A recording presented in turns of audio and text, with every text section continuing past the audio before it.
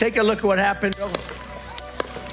ಬಂಧುಗಳೇ ನಮಸ್ಕಾರ, ಹೇಗಿದ್ದೀರಿ ನೀವೆಲ್ಲರೂ? ನಾನು ಸುಬ್ರಹ್ಮಣ್ಯ ಎಸ್ ಹಂಡಿಗೆ. ಬಂಧುಗಳೇ, ಜಗತ್ತೇ ಬೆಚ್ಚಿ ಬೀಳುವಂತಹ ಘಟನೆಗೆ ಅಮೆರಿಕ ಸಾಕ್ಷಿಯಾಗಿದೆ. ಹೆಚ್ಚು ಕಡಿಮೆ ಇನ್ನೊಂದು ವಾರಗಳ ಕಾಲ ಇಡೀ ಜಗತ್ತಿನ ಮಾಧ್ಯಮಗಳನ್ನು ಆವರಿಸಿಕೊಳ್ಳುವಂತಹ ಸುದ್ದಿ ಅದು. ಯಾಕಂದ್ರೆ ಆ ಸುದ್ದಿಗೆ ಅಷ್ಟರ ಮಟ್ಟಿಗಿನ ಗಂಭೀರತೆ ಇದೆ. ಕಾರಣ, ಓರ್ವ ಮಾಜಿ ಅಧ್ಯಕ್ಷ, ಸದ್ಯ ಅಧ್ಯಕ್ಷೀಯ ಚುನಾವಣೆಯ ಅಭ್ಯರ್ಥಿಯಾಗಿರುವಂಥ ಡೊನಾಲ್ಡ್ ಟ್ರಂಪ್ ಮೇಲೆ ಸಾರ್ವಜನಿಕವಾಗಿ, ಅದು ಕೂಡ ವೇದಿಕೆ ಮೇಲೆ ಇದ್ದಂಥ ಸಂದರ್ಭದಲ್ಲೇ ಗುಂಡಿನ ದಾಳಿಯಾಗಿದೆ. ಈ ಹಿಂದೆ ಹಾಲಿ ಅಧ್ಯಕ್ಷರ ಮೇಲೆ ಗುಂಡಿನ ದಾಳಿ ಅಥವಾ ಮಾಜಿ ಅಧ್ಯಕ್ಷರ ಮೇಲೆ ಗುಂಡಿನ ದಾಳಿ ಅದೆಲ್ಲವನ್ನು ಕೂಡ ನಾವು ಕೇಳಿಕೊಂಡು ಬಂದಿದ್ವಿ. ಹಾಗಾಗಿತ್ತಂತೆ ಹೀಗಾಗಿತ್ತಂತೆ ಎನ್ನುವಂಥ ಸಂಗತಿಯನ್ನು ನಮ್ಮ ದೇಶದ ಉದಾಹರಣೆಯನ್ನು ತೆಗೆದುಕೊಂಡ್ರೆ ರಾಜೀವ್ ಗಾಂಧಿ ಹತ್ಯೆಯನ್ನು ನೀವೆಲ್ಲರೂ ಕೂಡ ಗಮನಿಸಿದ್ರಿ. ಅದಾದ ಬಳಿಕ ಇಂದಿರಾ ಗಾಂಧಿ ಹತ್ಯೆಯನ್ನು ನೀವೆಲ್ಲರೂ ಕೂಡ ನೋಡಿದ್ರಿ. ಇನ್ನು ಬೇರೆ ಬೇರೆ ದೇಶಗಳಲ್ಲೂ ಕೂಡ ಅಂತಹ ಉದಾಹರಣೆಯನ್ನು ನಾವೆಲ್ಲರೂ ಕೂಡ ಗಮನಿಸಿದ್ವಿ. ಆದರೆ ಇದೀಗ ಅಂಥದ್ದೊಂದು ಘಟನೆಗೆ ಇಡೀ ಜಗತ್ತು ಸಾಕ್ಷಿಯಾಗುವಂಥ ಪರಿಸ್ಥಿತಿ ಎದುರಾಗಿ ಬಿಟ್ಟಿದೆ. ಹಾಗಾದರೆ ಏನಾಯಿತು? ಯಾವ ರೀತಿ ಗುಂಡಿನ ದಾಳಿ? ಯಾರದು ಗುಂಡಿನ ದಾಳಿ ಮಾಡಿದ್ದು? ಸದ್ಯ ಅಮೆರಿಕದಲ್ಲಿ ಏನೆಲ್ಲ ಬೆಳವಣಿಗೆ ಆಗ್ತಿದೆ ಅದನ್ನು ಗಮನಿಸ್ತಾ ಹೋಗೋಣ. ಒಂದು ವೇಳೆ ನಿಮ್ಮೆಲ್ಲರಿಗೂ ಕೂಡ ಗೊತ್ತಿರುವ ಹಾಗೆ ಈ ವರ್ಷಾಂತ್ಯಕ್ಕೆ ಹೆಚ್ಚು ಕಡಿಮೆ ನವೆಂಬರ್ ತಿಂಗಳಲ್ಲಿ ಅಮೆರಿಕ ಅಧ್ಯಕ್ಷೀಯ ಚುನಾವಣೆ ಇದೆ. ಒಂದು ಕಡೆಯಿಂದ ಡೆಮಾಕ್ರೆಟಿಕ್ ಪಾರ್ಟಿಯಿಂದ ಜೋ ಬೈಡನ್ ಪುನರಾಯ್ಕೆಯನ್ನ ಬಯಸಿದ್ದಾರೆ. ಮತ್ತೊಮ್ಮೆ ಅವರೇ ಅಧ್ಯಕ್ಷೀಯ ಚುನಾವಣೆಗೆ ಸ್ಪರ್ಧೆಯನ್ನ ಮಾಡ್ತಾ ಇದ್ದಾರೆ, ಹಾಲಿ ಅಧ್ಯಕ್ಷರಾಗಿರುವಂಥ ಜೋ ಬೈಡನ್. ಇನ್ನೊಂದು ಕಡೆಯಿಂದ ಡೊನಾಲ್ಡ್ ಟ್ರಂಪ್ ರಿಪಬ್ಲಿಕನ್ ಪಕ್ಷದಿಂದ ಮತ್ತೊಮ್ಮೆ ಇದೀಗ ಅವರೇ ಅಭ್ಯರ್ಥಿ ಆಗ್ತಿದ್ದಾರೆ ಅಥವಾ ಅಧ್ಯಕ್ಷೀಯ ಚುನಾವಣೆಗೆ ಸ್ಪರ್ಧೆಯನ್ನ ಮಾಡಿದ್ದಾರೆ.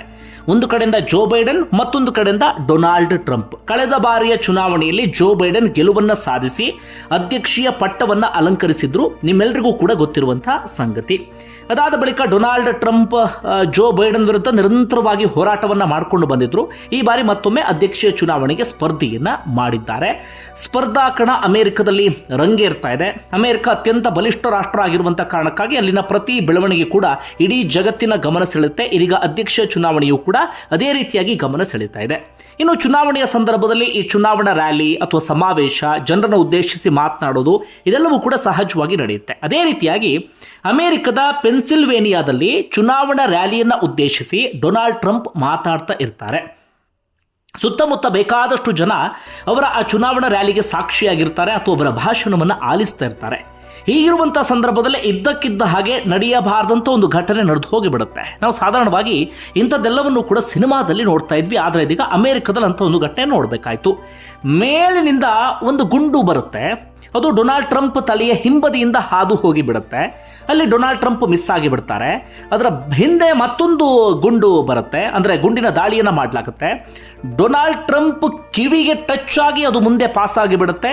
ಡೊನಾಲ್ಡ್ ಟ್ರಂಪ್ ಕಿವಿಯಿಂದ ರಕ್ತ ಚಿಮ್ಮೋದಕ್ಕೆ ಶುರುವಾಗಿಬಿಡುತ್ತೆ. ತಕ್ಷಣವೇ ಡೊನಾಲ್ಡ್ ಟ್ರಂಪ್ ಕೆಳಗಡೆ ಕುಸಿದು ಬೀಳ್ತಾರೆ.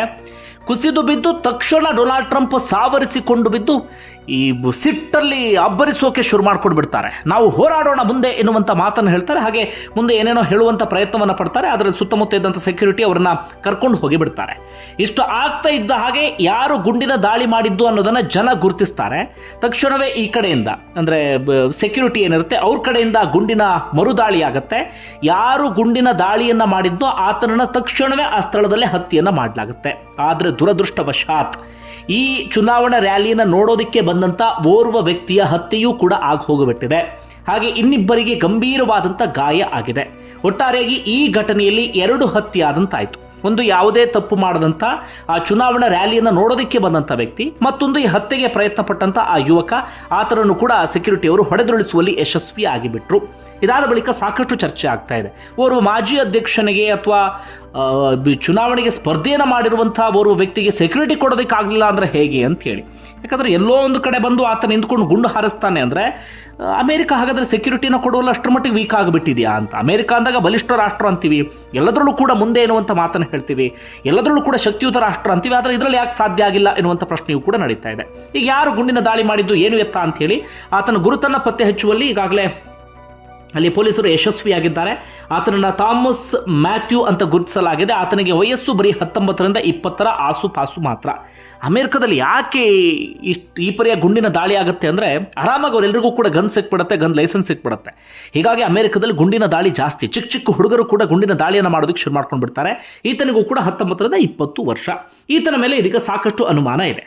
ಯಾವುದಾದ್ರೂ ಸಂಘಟನೆಗೆ ಸೇರಿದಂಥವನ ಭಯೋತ್ಪಾದಕನ, ಅಥವಾ ವ್ಯವಸ್ಥೆ ವಿರುದ್ಧ ರೊಚ್ಚಿಗೆದ್ದು ಈತ ಹೀಗೆ ಮಾಡಿದ್ನ, ಅಥವಾ ತನಗೇನಾದರೂ ಡೊನಾಲ್ಡ್ ಟ್ರಂಪಿಂದ ಅನ್ಯಾಯ ಆಗಿತ್ತ ಆತನಿಗೇನಾದರೂ, ಅಥವಾ ವ್ಯವಸ್ಥೆ ಬಗ್ಗೆ ಒಂದು ರೀತಿಯಲ್ಲಿ ಅಸಹನೆ ಇರುತ್ತೆ ನೋಡಿ, ಯಾವುದು ಸರಿ ಇಲ್ಲ, ಇವ್ರು ಯಾರೂ ಪ್ರಯೋಜನಕ್ಕಿಲ್ಲ, ಇವರೆಲ್ಲರನ್ನೂ ಕೂಡ ಎತ್ತು ಬಿಡಬೇಕು ಇರುವಂಥ ಮನಸ್ಥಿತಿ ಒಂದಷ್ಟು ಜನರಿಗೆ ಇರುತ್ತೆ ನೋಡಿ. ಆತನ ಮನಸ್ಥಿತಿ ಉಳ್ಳಂಥವನ ಯಾವುದೂ ಕೂಡ ಗೊತ್ತಿಲ್ಲ. ತಕ್ಷಣವೇ ಆತನ ಹತ್ಯೆ ಆದಂಥ ಕಾರಣಕ್ಕಾಗಿ ಆತನಿಂದ ಬಾಯಿ ಬಿಡಿಸೋದಕ್ಕೂ ಕೂಡ ಸಾಧ್ಯ ಆಗಿಲ್ಲ. ಅಥವಾ ಇವರ ಆಪೋಸಿಟ್ ಪಾರ್ಟಿಯವನೇನಾದರೂ ಅಂಥದ್ದು ಮಾಡಿಸಿದ್ರ ಅಂಥ ಸಾಧ್ಯತೆ ತೀರಾ ಕಡಿಮೆ ಇದೆ. ಆ ರೀತಿಯಾದಂಥ ಸಾಧ್ಯತೆ ಈಗ ತೀರಾ ಕಡಿಮೆ ಇದೆ.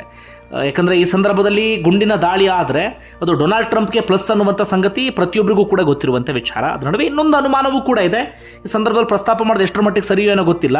ತುಂಬ ಸಂದರ್ಭದಲ್ಲಿ ಏನಾಗುತ್ತೆ ಅಂದರೆ ಈ ಸಿನಿಮಾಗಳಲ್ಲಿ ನೋಡ್ತಿರ್ತೀವಿ ನೋಡಿ, ಯಾರಾದರೂ ಚುನಾವಣೆಗೆ ಸ್ಪರ್ಧೆ ಮಾಡಿದಾಗ ಅವರೇ ಯಾರಿಗೋ ಒಬ್ಬ ನಿಯೋಜನೆ ಮಾಡಿ ತಮ್ಮ ಮೇಲೆ ದಾಳಿಯನ್ನು ಮಾಡಿಸ್ಕೊಂಡು ಬಿಟ್ಟು ಅದಾದ ಬಳಿಕ ಜನರ ಅನುಕಂಪವನ್ನು ಗಿಟ್ಟಿಸೋದು ಅಂಥ ಸಾಧ್ಯತೆ ತೀರಾ ಕಡಿಮೆ ಇದೆ.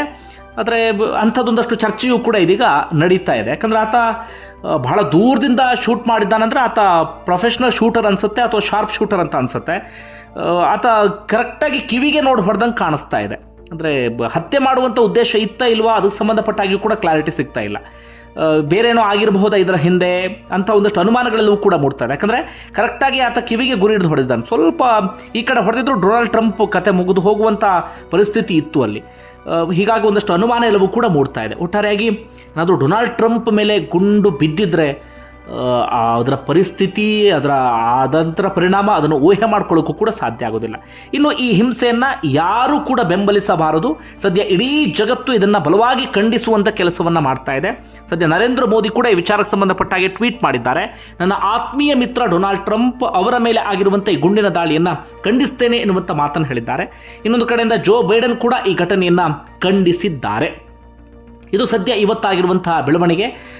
ಸದ್ಯ ಡೊನಾಲ್ಡ್ ಟ್ರಂಪ್ ಅಷ್ಟಾದ ಮೇಲೂ ಕೂಡ ನಾನು ಶಕ್ತಿವಂತ, ನಾನು ಯಾವುದೂ ಕೂಡ ಅಂಜೋದಿಲ್ಲ ಎನ್ನುವ ರೀತಿಯಂಥ ಒಂದಷ್ಟು ವರ್ತನೆಯನ್ನು ತೋರಿಸಿದ್ರು.